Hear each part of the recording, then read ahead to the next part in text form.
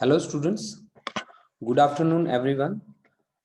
Today we have the topic, that topic is energy band of solid, and especially we are going to deal with silicon.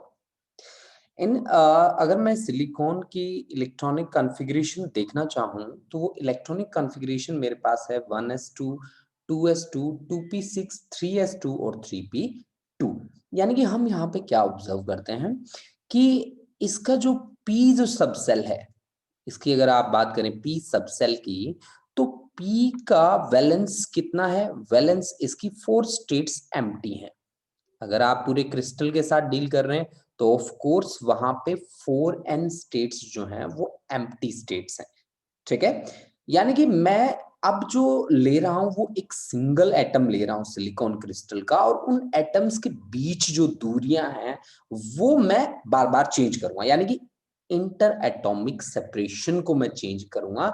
और inter atomic separation को change करने के कारण outer most shell के जो दो सब sales बनी हैं, एक तो है 3s2 और 3p2, दोनों की एनर्जी लेवल किस तरह से चेंज होंगे, that we have to study.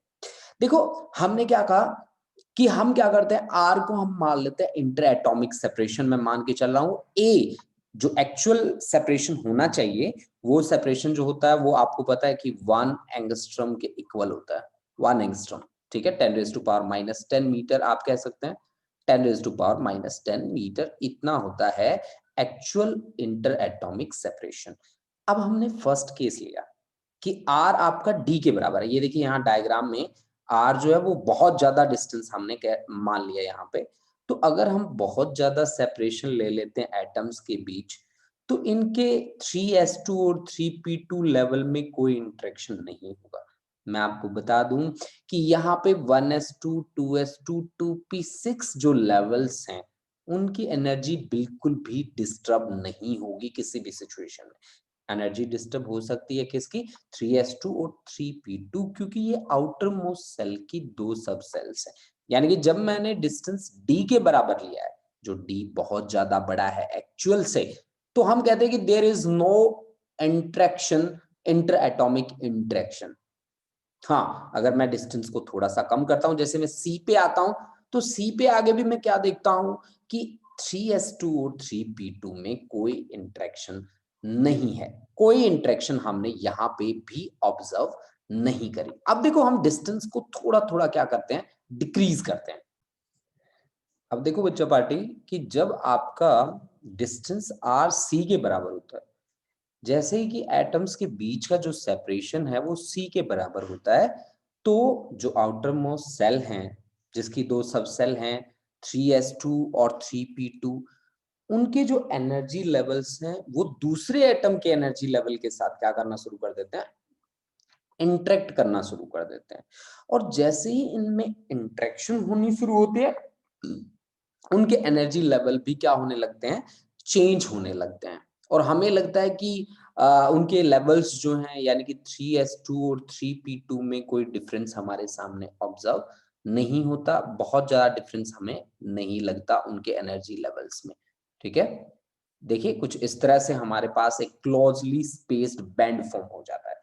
अब अगर हम इस डिस्टेंस को B तक लेते जाएं, यानी कि C और B के बीच अगर बात करी जाए, B क्या है, अब ये इतना आपने B डिस्टेंस ले लिया ओरिजिन से लेकर यहां तक B, तो कहते हैं कि energy of electron corresponding to 3s and 3p level of each atom get slightly changed. हर एक एटम का एनर्जी लेवल चेंज होगा।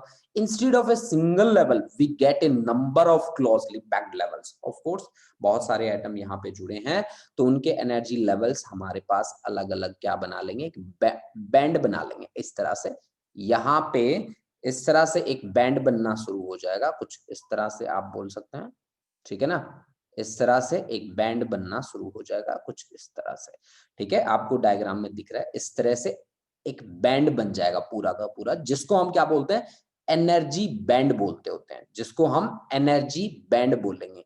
जो यहाँ पे बैंड फॉर्म हुआ है बी और सी डिस्टेंस के बीच, कि इसमें डिफरेंट डिफरेंट एटम्स के एनर्जी लेवल आपस में, उनमें क्या हुआ है, इंटरेक्शन हुआ है। ठीक है ना, इंटरेक्शन हुआ है तो एनर्जी बैंड फॉर्म होगा।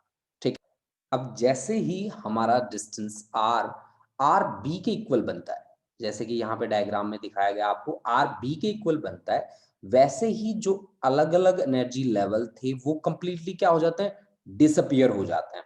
क्यों हो जाते हैं? क्योंकि यहाँ एक एटम के पास आउटर मोस्ट सेल में कितने इलेक्ट्रॉन है, 4 इलेक्ट्रॉन्स हैं। वो 4 इलेक्ट्रॉन अपने नेबरिंग 4 इलेक्ट्रॉन के साथ इलेक्ट्रॉन शेयर करते हैं, और इलेक्ट्रॉन शेयर करने के कारण उनकी आउटर मोस्ट सेल जो है अब कंप्लीट हो चुकी है।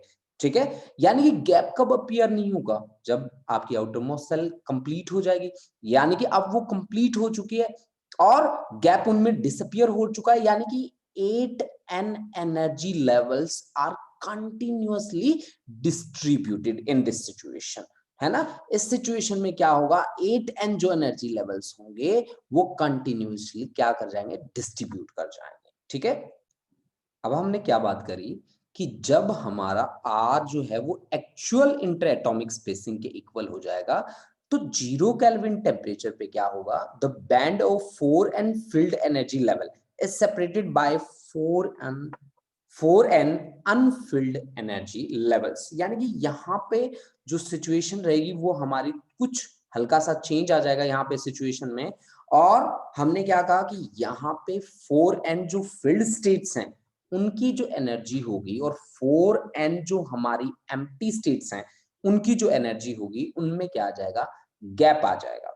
ठीक है ना, उनमें दोनों में क्या आ जाएगा बेटा, गैप आ जाएगा आपके पास। मान लीजिए आप यहाँ आके r is equal to a distance बनता है आपके पास, ये देखो बच्चों, ये हमने इसको किसके इक्वल माना है, a के इक्वल माना है, भाई एक्चुअल इतना होना चाहिए।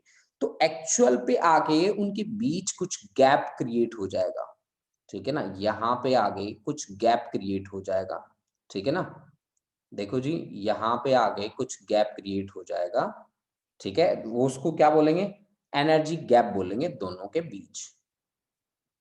ठीक है, ये आपके पास ये जो मैंने यहाँ पे प्रेजेंटेशन दी है वो एनर्जी गैप की दी है। ये देखो ऊपर अलग रह गया और ये नीचे अलग रह गया, और इन दोनों के बीच जो गैप हुआ उसको हमने बोला एनर्जी गैप। अब ऊपर वाला जो बैंड हमारे पास बना है एनर्जी बैंड, उसको हम बोलेंगे कंडक्शन बैंड, और नीचे वाला जो बैंड बना है उसको हम क्या बोलेंगे, वैलेंस बैंड। तो अगर हम अब सेपरेशन को ए से भी कम कर दें तो हमारे पास अलग अलग जो दो लेवल बनेंगे, वो एनर्जी के जो लेवल्स बनेंगे, एक तो इसके कॉरस्पॉन्डिंग, ठीक है, तो आप इसके कॉरस्पॉन्डिंग ले लो। ठीक है, ये वैलेंस वाला बैंड, और एक इसके कॉरस्पॉन्डिंग ले लो और दूसरा इसके कॉरस्पॉन्डिंग ले लो। ठीक है, तो ये कंडक्शन बैंड। तो इनको थोड़ा थोड़ा आप डायग्राम की प्रेजेंटेशन दे दीजिए अलग अलग एनर्जी लेवल स्प्लिट करने के लिए। ठीक है, ये आपके पास अलग अलग एनर्जी लेवल्स क्या हो चुके हैं, स्प्लिट हो चुके हैं, देख लीजिए आप बड़े ही ध्यान से। ठीक है, तो ये इनके अलग अलग एनर्जी लेवल्स हमारे सामने आ चुके हैं इस तरह से। ठीक है, तो ये जो अपर जो बैंड बना है, अपर बैंड का नाम है, यहाँ पे हमने इसकी प्रेजेंटेशन दे रखी है, देखो। ठीक है, अब इसको मैं डार्क कर रहा हूं। ये जो बैंड बना है इसका नाम हमने लिखा है कंडक्शन बैंड, और ये जो लोअर बैंड बना है, यहाँ पे लोअर बैंड जो बना है इसका नाम मैंने लिखा है वैलेंस बैंड, और इन दोनों के बीच जो गैप है that is the energy gap. वो किसके बराबर है, एनर्जी गैप के एक्चुअल में बराबर है।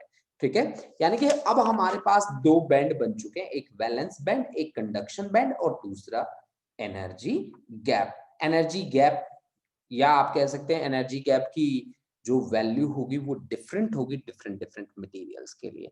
मैं आपको बता दूं कि वैलेंस बैंड का मतलब है इसमें वैलेंस सेल वाले इलेक्ट्रॉन बैठे मिलेंगे आपको, यानी कि वैलेंस बैंड आपका कंप्लीटली फिल्ड हो सकता है।